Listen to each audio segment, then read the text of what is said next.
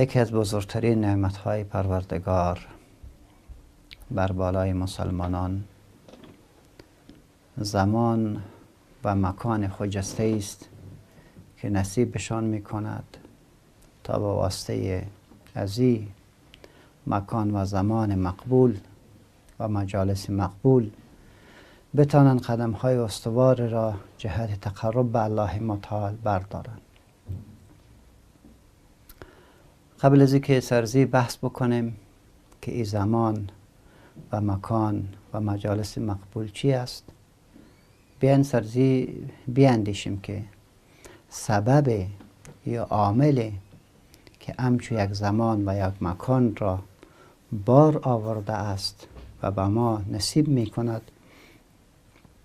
همانا کتاب الله متعال و قرآن کریم است. قرآن کتاب است که به هر چیزی که نزدیک می شود او را جایگاه می دهد، او را رفعت شأن می دهد، او را بلند می کند. پس به می تعبیر گفته می تونیم که اگر قرآن را از قرأ مشتق بدانیم به معنای چیزی که همه خوبی ها را در خود جمع می کند. یکی از خوبی هایش امیست که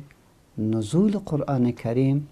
برای ما زمان مقبول را به معرفی می گیرد، زمان با ارج را به معرفی می گیرد، زمانی که می توانیم از او استفاده بکنیم جهت شناخت بهتر خود ما، شناخت بهتر خدای ما و شناخت بهتر گیتی و مخلوق خدا. چه تعبیر زیبا می کند: شهر رمضان الذی انزل فیه القرآن. ماه مبارک رمضان ماهی است که قرآن در او نازل شده است. پس این زمان مبارک و میمون را باید استغلال بکنیم، باید از فرصتهایش جدا استفاده بکنیم. این زمان چنان با برکت و عظیم است،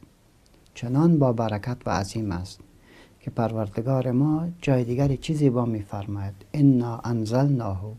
فی لیلة القدر و ما ادراک ما لیلة القدر لیلة القدر خیر من الف شهر. پس قرآن است که شب مبارک را به ما داد، قرآن است که ماه مبارک رمضان را نصیب ما گردانید. صحابه کرام به خاطر از اینکه از این زمان مقبول استفاده بکنند